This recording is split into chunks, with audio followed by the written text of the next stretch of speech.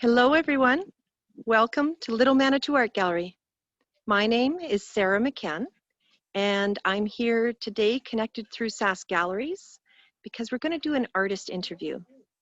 And at Little Manitou Art Gallery, we have several artists here and several little venues and a lot displayed in the garden. So if I can get my camera to switch around, that will be a good way for me to show you and introduce you to Mr. Don Pell. Hi, Don. Hi, how are you doing? Very good. Thank you for joining us here today. We started out in the garden, and obviously there's a few things that make this space beautiful. Can you tell us a little bit about the work that you do for garden art?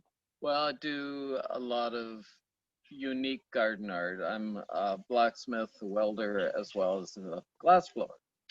And I decided a number of years ago that living in this less than windy province, that it was, why not have some color in the garden? Mm-hmm. So I make these kinetic pieces that blow in the wind. It's all hand-blown glass and forged metal. And the idea when I like them is in the winter, when everything's dull and gray or white, it still gives you color. Mm-hmm. And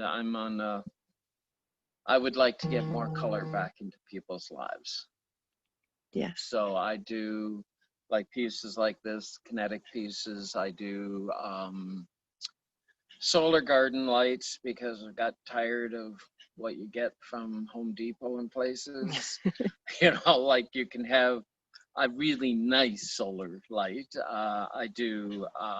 There's a variety of work, actually. Let me back up. I've got one here beside me. I do like garden flowers, all manner of things. Yeah. So when you're doing this sort of work, the glass work that's done, how do you bring the different colors in? Well, the colors are all different colors of glass, and it's added to the clear glass. I work with a glass furnace that's running about 2200 degrees Fahrenheit, and using centuries-old technique of glass blowing hasn't really changed. What are these guys? Yeah. So this one, I remember you were telling me you've called them tendrils. Yeah. Looks like there's blowing, but also different techniques that you're using to. Yep. Yeah. What gives it the ridges in it? Well, I made a mold that I blow the piece into that has the ridges. Right. As much as anything, I did it because once it gets caught in the sunshine, the different thicknesses of glass will illuminate it even better. Oh, yes. Again, I made these to put some different kinds of colors into the garden. Like I see these being used in plantings to, I guess you'd say liven up, especially this time of year when you're losing your flowers, you still have color. Right. Now, it's just Murphy's Law when I want to show everybody what a whirligig is like, that there is not a breath of wind. Typically, my garden gets to be quite a fluid motion.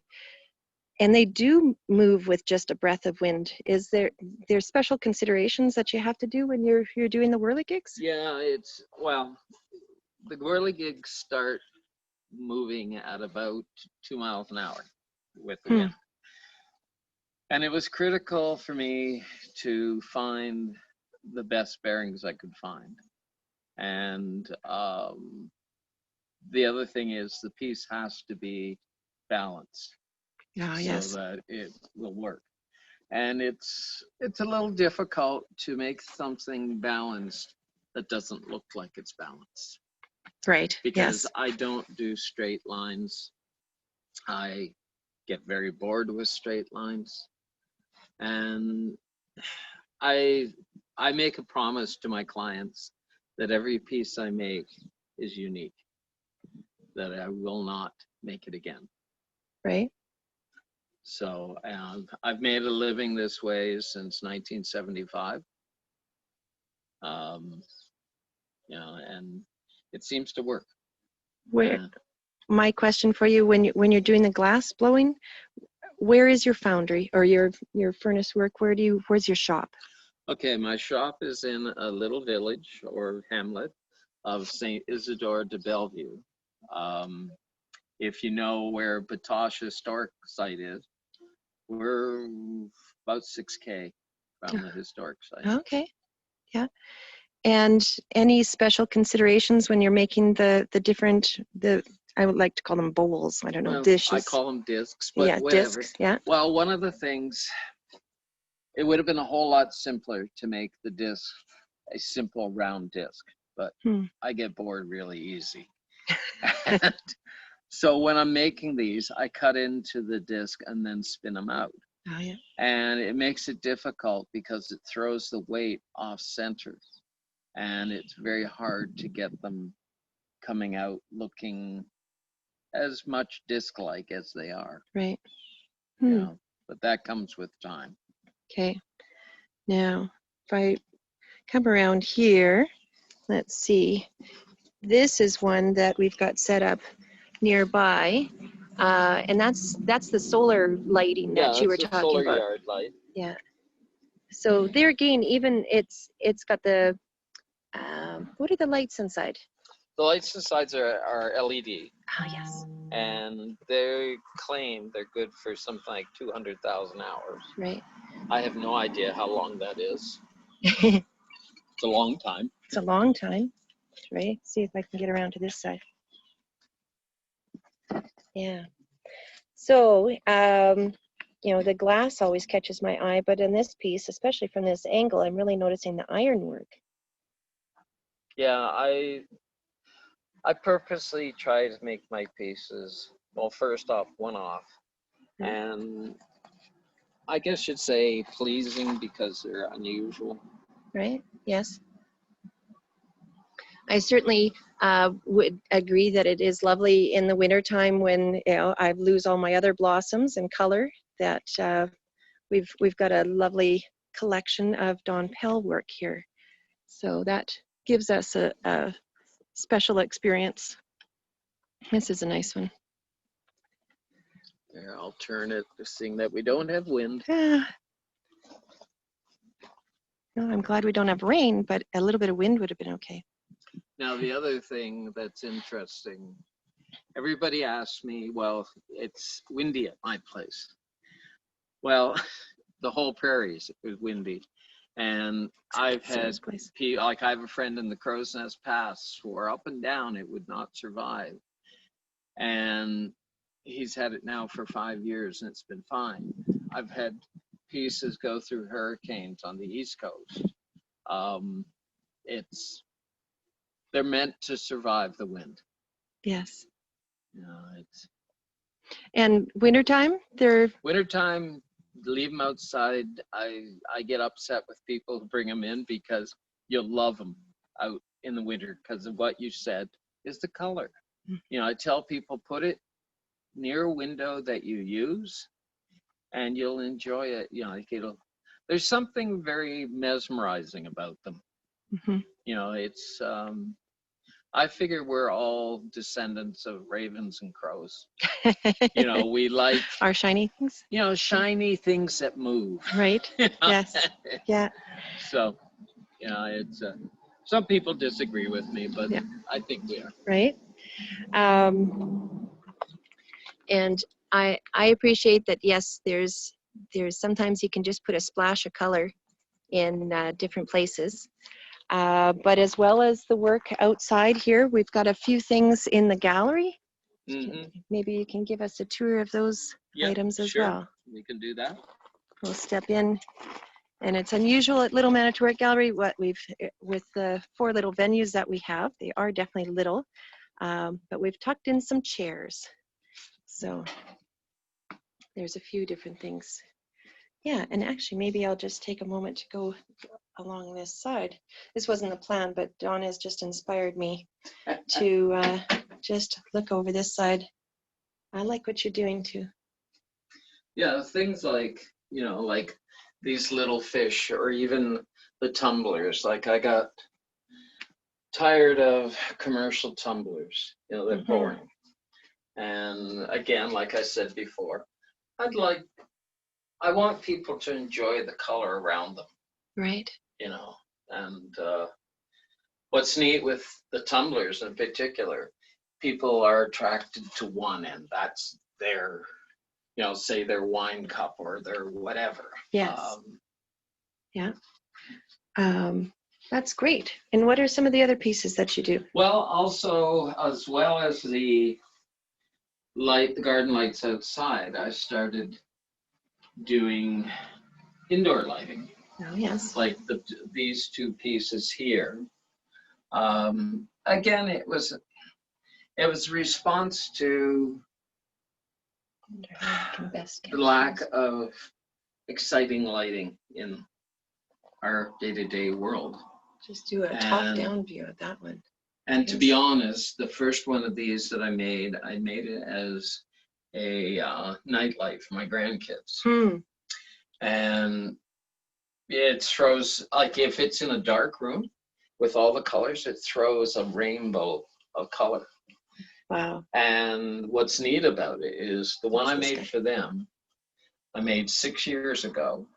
It's never been unplugged. So however many hours that is, yeah, that it's hung in there. Yeah.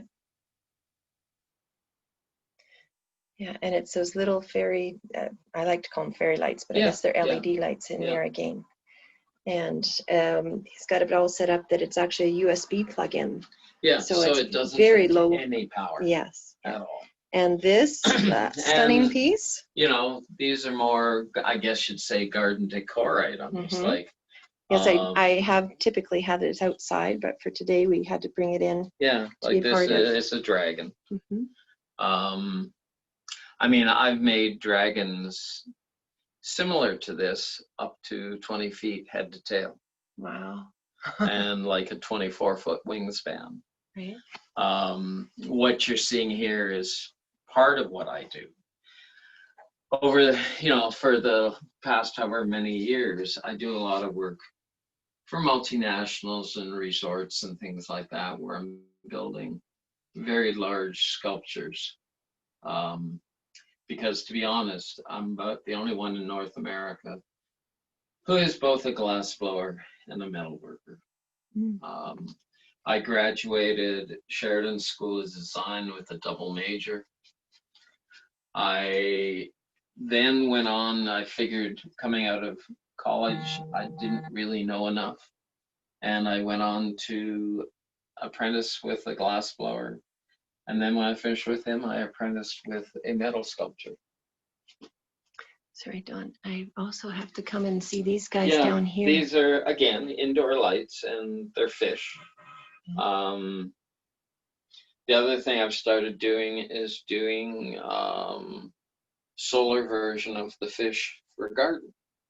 Because I like the idea of seeing, you know, the whole idea for me about gardening is the exploration.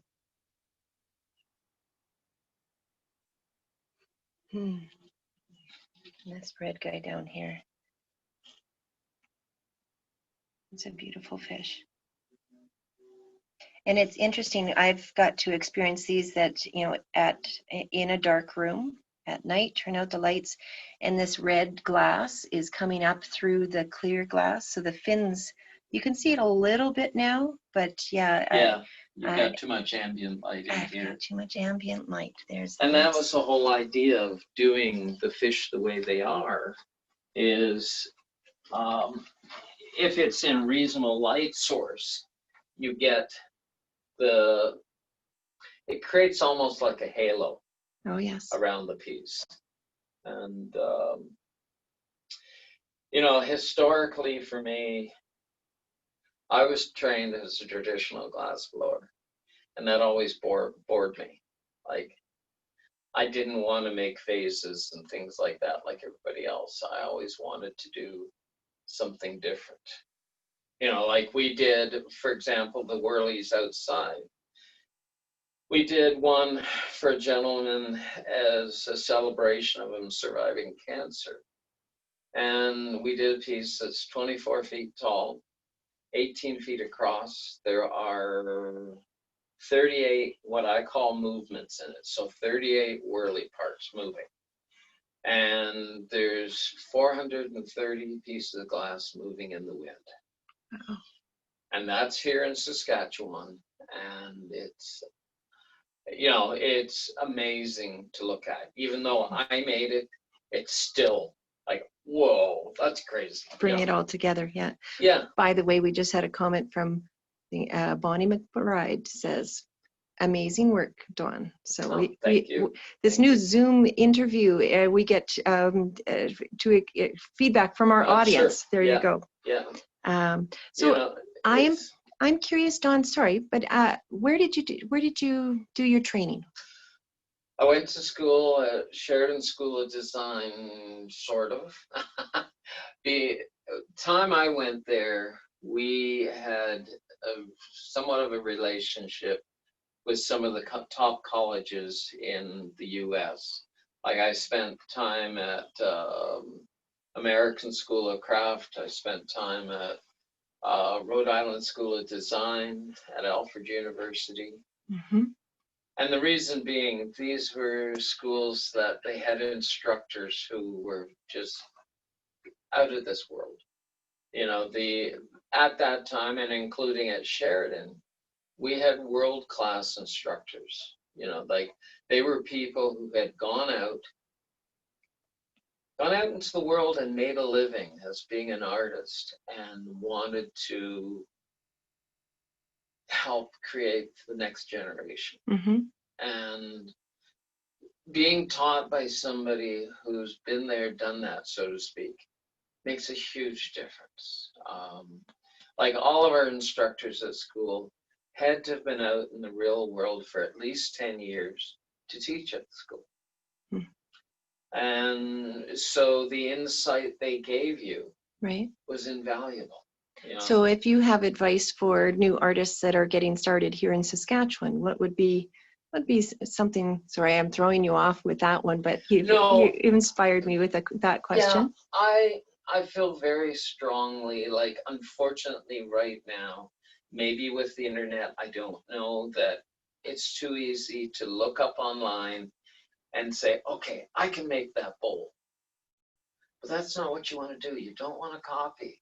I tell young people, I said, you find your voice. You find what is you and figure out where you need to market it, and that'll work for you. Nice. You know, nice. I started off, I gave up 2 scholarships to go to university in the early 70s, in a time where being an artist was not the thing. And I went to art school. Everybody said I was crazy, but you know, I've had an amazing life. I have 42 public sculptures out in the world, both Canada and States, and a few in Europe. I have literally hundreds of corporate sculptures and an unknown number of private sculptures.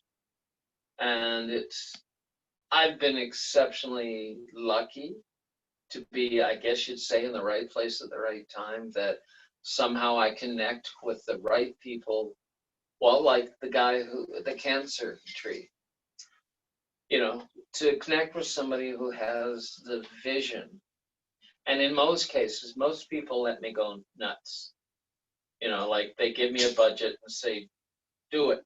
And honestly, that's when people get a better deal, because I do go nuts. You know, it's like when I make the tree, if I had to do it again, I'd have to charge probably double.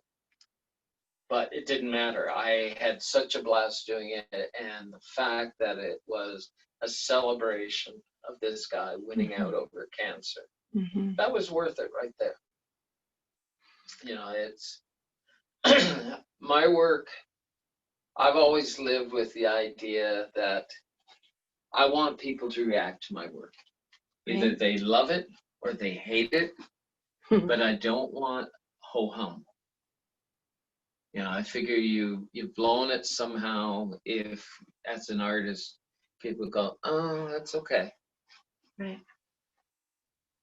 We're listening. The dragon is calling me to pay more attention to him. Yeah. So what's next for you? Who knows? I installed a very large kinetic piece 10 feet from the Atlantic Ocean a year ago, just before Hurricane Dorian hit. Wow. 3 weeks after we installed it, the hurricane hit. This piece has over 40 pieces of glass in it, and it survived intact. Nothing broke. I knew it would survive the wind, but I didn't know it would survive what was in the wind. Oh, yes. You figure it survived 240K winds, and that kind of wind will pick up anything. You know, it's, I've made a living over the years doing the unusual, which is a blast, to be honest. You know, it's, I would go stark raving mad if I did production work. Right. It's like with the whirlies, it's like the lights, all of it. I make my people a promise I will never make another one. Because my wife says I have a short attention span. Nothing like partners to give you honest feedback. Right? Yeah, no kidding. So I think we've got about 9 minutes, 8 minutes left. Here's my pitch. Where can people find your work? Okay, here in the province, it's the Little Manitou Gallery. It's important to me because I do so many different things. I need a gallery that has the space to, instead of just showing one whirly, because they're all unique. I think Little Manitou probably has at least a dozen, if not more. I think that's safe to say. And like, it's a win-win for all of us. Right. Like, people come in and they see these things, especially if we had a little bit of wind, just gently blowing in the breeze. And like I said before, they're mesmerized. Right. You also do a couple of trade shows. I do. Yeah. I do. Except this year. I do Bazaar at the Mackenzie in Regina. You know, again, like I try to encourage young artists to have a voice of their own, to, you know, I tend to get people excited about what I do. And I would love it to see young people do that. I mean, I've been doing this since I was, 20, 21, something like that. And I've been lucky. Like, the metal sculptor I worked with, he was doing large scale work for the federal government, like the RCF Memorial, things like that.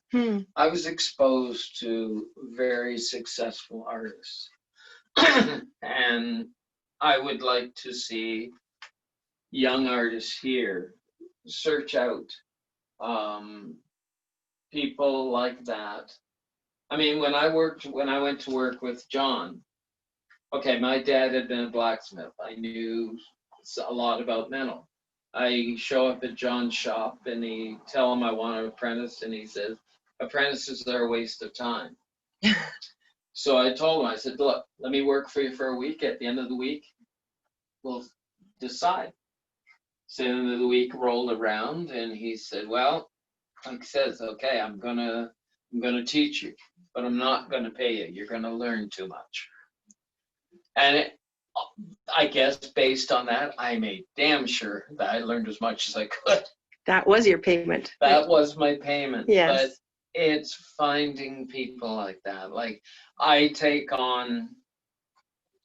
don't try to do it all the time.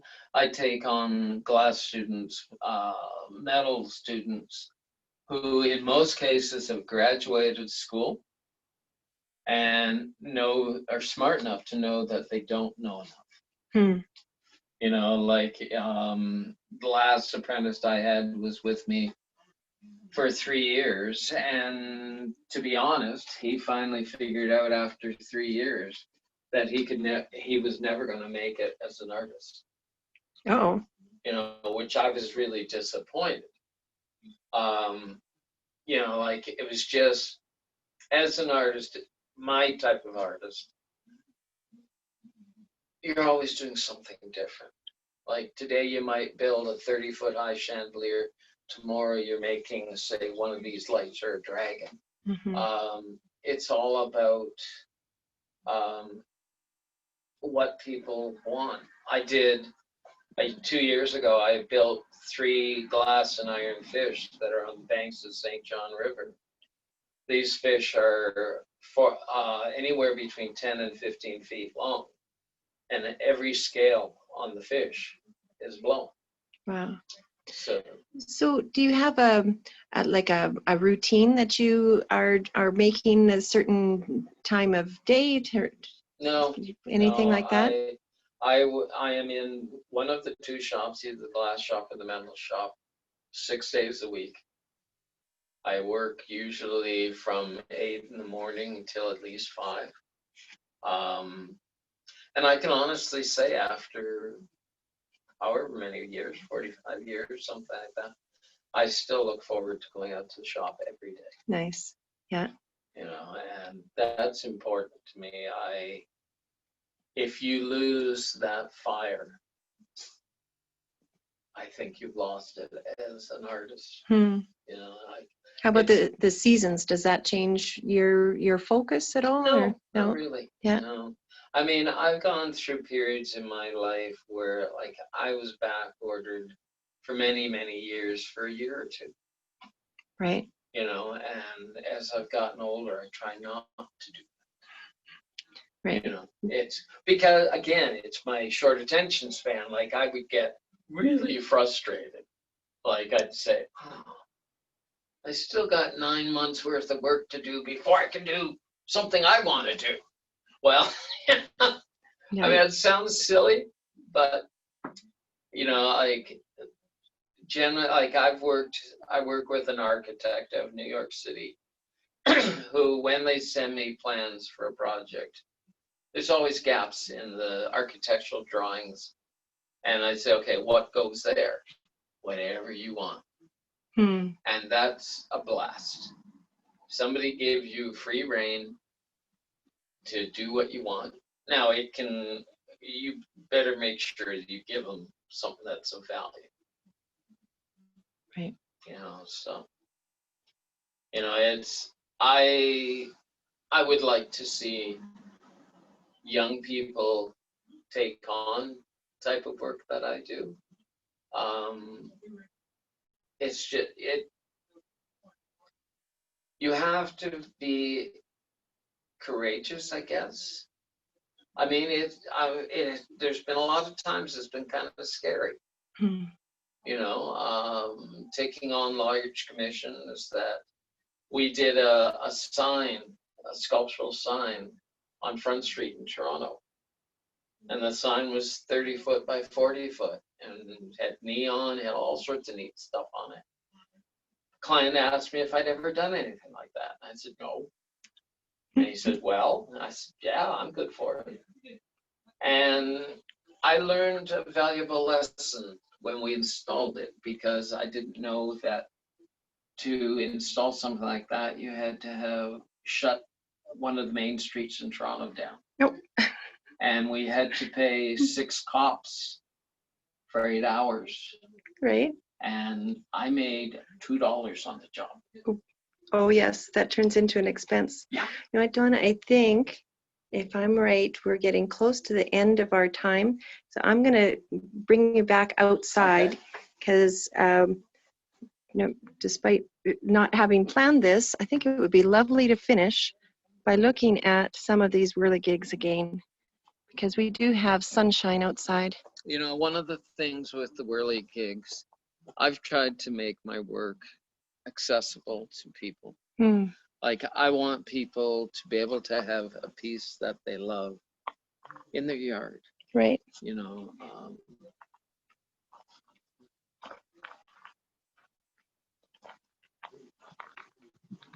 Yeah, and each one is unique. And of course, I always end up telling customers that they're welcome to change the colors. yeah. Yeah. Yeah, So, everybody has their idea of what the right color combination is. exactly.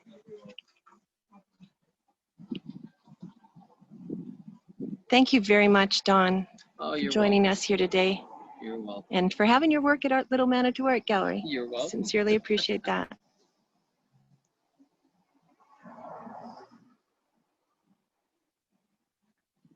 Thank you to you too, Bonnie. It's been great having you comment. And as you can see, they move so easy, Yeah. you know. And that was important to me because it's no fun if it just sits there.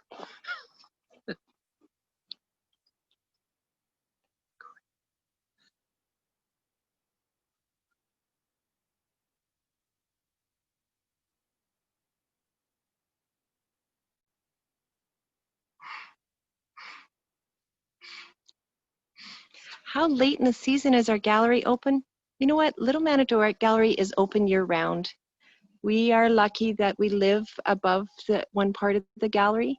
So even if you come visit me in January or February, you will see beautiful Don Pell sculptures. And yes, our little galleries will have the doors open. I'll tell you to keep your jacket and your boots on because it's not heated. Yes, road trip, exactly. And then you get to see Don's work. One of the nice things is actually the ironwork gets all frosty. So that adds an Yeah. extra The aspect to it. whirlies, if you want something that's amazing, the days that we have hoarfrost, Mm-hmm. the whirlies are amazing, you know. Yeah. Someday I should take a picture of that.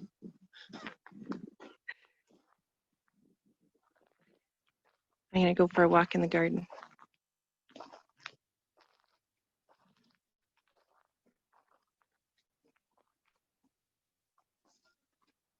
Mm.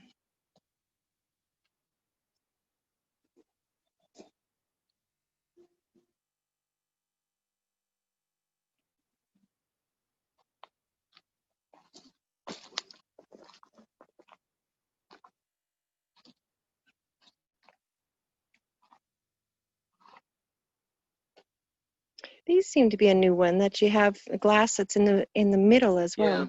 Yeah, it's, well, I was finding people where